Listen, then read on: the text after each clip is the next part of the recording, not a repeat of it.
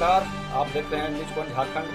बरकट्ठा विधानसभा क्षेत्र के पूर्व विधायक जानकी यादव के द्वारा चलकुसा प्रखंड कार्यालय का औचक निरीक्षण किया गया।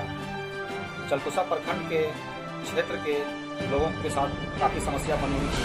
इसको लेकर पूर्व विधायक जानकी यादव के पास काफ़ी लोग अपने समस्या को बतलाए और इसी क्रम में विधायक जी ने प्रखंड कार्यालय पहुंचकर औचक निरीक्षण किया तथा चलकुसा प्रखंड विकास पदाधिकारी से मिलकर प्रखंड क्षेत्र की विभिन्न समस्याओं को जल्द से जल्द निपटाने के लिए कहे। बहुत सारे लोगों का खतियान से संबंधित समस्या, जमीनी समस्या, आय जाति प्रमाण पत्र से संबंधित समस्या, लोगों के द्वारा आवेदन दिए जाने के बाद भी कार्य नहीं हो रहा है। इसी को लेकर पूर्व विधायक जानकी यादव ने प्रखंड कार्यालय का औचक निरीक्षण किए और इन सभी समस्याओं को जल्द से जल्द निपटाने का आदेश दिया। चलकुसा प्रखंड कार्यालय एवं अंचल कार्यालय जनता की समस्याओं को लेकर बरकट्ठा विधानसभा क्षेत्र के पूर्व विधायक जानकी प्रसाद यादव ने चलकुसा अंचलाधिकारी से मिलकर कहा कि चलकुसा अंचल कार्यालय से वित्तीय वर्ष 2020-21 में 401 दाखिल खारिज रद्द किया गया, वहीं मात्र 240 रैयतों का ही दाखिल खारिज हो पाना दुर्भाग्यपूर्ण है। पूर्व विधायक यादव ने कहा कि जब एक बार अंचल कार्यालय से मोटेशन को रद्द कर दिया जाता है तो रैयतों को अनुमंडल कार्यालय बरही में से वकील कर LRDC के समक्ष बहस 3 से 4 अलग अलग तिथि में करवाने के बाद फिर से अंचलाधिकारी को अनुमंडल से पत्र भेजा जाता है कि दाखिल खारिज किया जाए। पूर्व विधायक यादव ने कहा कि इस तरह का पेचीदा कार्य कराने से लगभग एक रैयत भाई को 15 से 20 हज़ार की रकम खर्च करना पड़ता है। चूँकि चलकुसा प्रखंड सहित पूरा प्रखंड विधानसभा क्षेत्र के सभी अंचलों में इसी तरह से दाखिल खारिज को रद्द कर दिया गया है और कोरोना काल में जनता एक रुपये के लिए मोहताज हैं, उनकी आर्थिक स्थिति खराब हो चुका है। इसको देखते हुए एक भी दाखिल खारिज को रद्द नहीं किया जाए। इस पर अंचलाधिकारी ने पूर्व श्री विधायक को की उपस्थिति में ही इस बात को लेकर आश्वस्त किया कि अब किसानों को दाखिल खारिज करवाने में कोई दिक्कत नहीं होगा। इसको लेकर जो भी कागजात की ज़रूरत होगी उसकी सूची अभी अंचल कार्यालय के बाहर लगा दी जाएगी। जानकी यादव ने अंचलाधिकारी से कहा कि अंचल कार्यालय से जाति, आय एवं आवासीय प्रमाण पत्र बनाने में महीना लग रहे हैं, जिसके चलते यहां के लोगों को नौकरी लगने एवं नामांकन कराने वाले प्रमाण पत्र नहीं जमा कर पा रहे हैं। छात्र छात्राओं को जिसके चलते नौकरी एवं स्कूल कॉलेजों के प्रमाण पत्र नहीं जमा करने से विभिन्न समस्याओं का सामना करना पड़ रहा है। कई बच्चों का स्कूल में एडमिशन नहीं हो पा रहा है, कई बच्चे परीक्षा देने से वंचित रह जा रहे हैं। अंचलाधिकारी ने इस पर भी सुधार करने की बात कही। इसी क्रम में जानकी यादव ने चलकुसा प्रखंड विकास पदाधिकारी से मिलकर वृद्धा पेंशन, विधवा पेंशन, जो भी बुजुर्ग महिलाएं का अब तक नहीं हो पाया है उसे तत्काल पेंशन करने को कहा। इस पर प्रखंड विकास पदाधिकारी ने पूर्व विधायक से कहा कि टारगेट कम रहने के कारण अब तक नहीं हो पाया। पूर्व विधायक ने DDC हजारीबाग से बात कर टारगेट बढ़ाने का आग्रह किया ताकि बुजुर्ग विधवा महिला का पेंशन हो सके। साथ ही साथ पूर्व विधायक जानकी यादव ने कहा कि आवास प्लस का जो लिस्ट बनाया गया है उसमें जिसका घर खपरेल का है या पूरी तरह टूट ढह गया है उसका नाम ही नहीं है। इसकी जांच कर तत्काल आवास मिले, इस बात को सुनिश्चित किया जाए।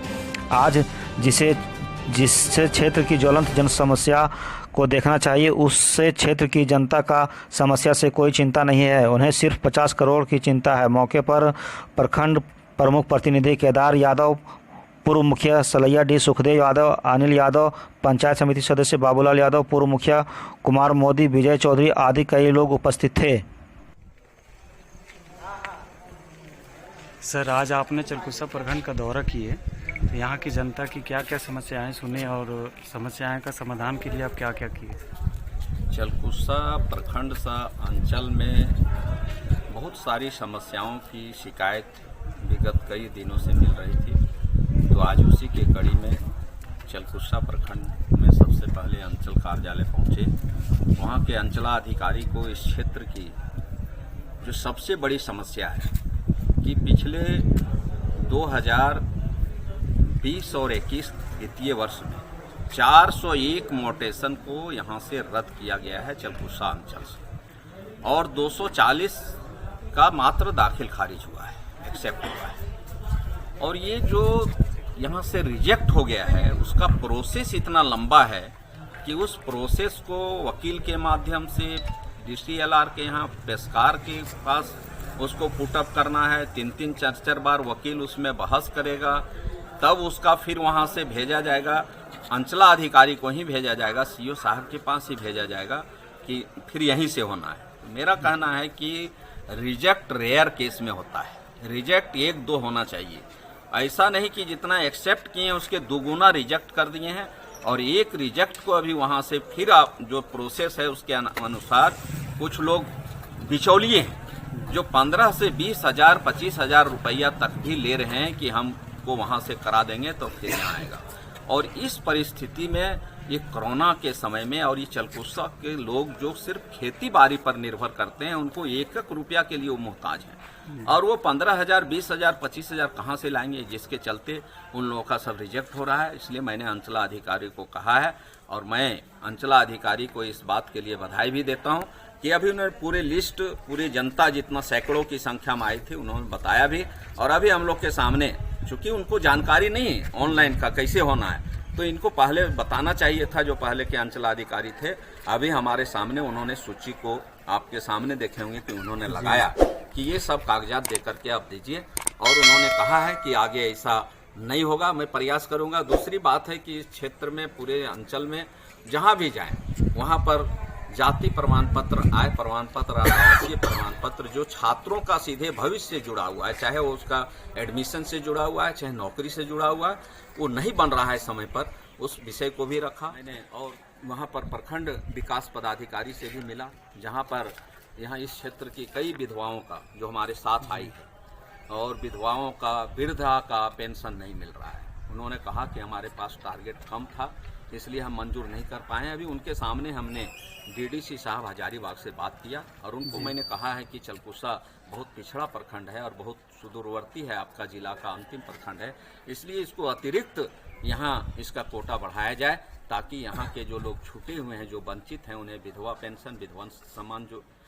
सम्मान योजना और जो है सो वृद्धा पेंशन मिल सके। और जो छोटी मोटी और कई जैसे अभी हमारे पास साथ आया था एक खारी का महिला रो रही है, उसका घर गिर गया है और उसका प्लस आवास प्लस में उसका जियो टैग नहीं हुआ है। इस तरह कई लोगों का है। खास करके मैं बताना चाहता हूं आप लोग को कि प्रखंड में जो आवास प्लस हुआ है जिसका जियो टैगिंग हुआ है वो सिर्फ पैसे के बल पर हुआ है, रिश्वत के बल पर हुआ है। जिनका कच्चा मकान है, जिनका मकान आज गिर गया है, जिनका गिरने की स्थिति में है, उसका सूची में जियो टैग नहीं किया गया है। कैसे लोगों का किया गया है वो आप देख सकते हैं। मेरा सिर्फ कहना है कि जिन लोगों का छूटा है वो बहुत गरीब है, उन लोगों का किसी कीमत पर नहीं छूटना चाहिए और उसका आवास बनना चाहिए। इन्हीं मूल समस्याओं को लेकर के आज पूरे और ऑनलाइन बहुत लोगों का कागज नहीं खतियान चढ़ा हुआ है, उसका दाखिल खारिज नहीं हो रहा है, उसका रसीद नहीं कट रहा है। बहुत से लोग घूम रहे हैं, अंचल के लोग परेशान हैं, ब्लॉक से परेशान है। इसलिए उन चीज़ों को देखने के लिए, जानकारी लेने के लिए और उच्च पदाधिकारियों को अवगत कराने के लिए आज आए थे। सकारात्मक बात हुई है और इन लोगों ने कहा है कि आगे भविष्य में इस तरह का मौका नहीं मिलेगा। धन्यवाद सर।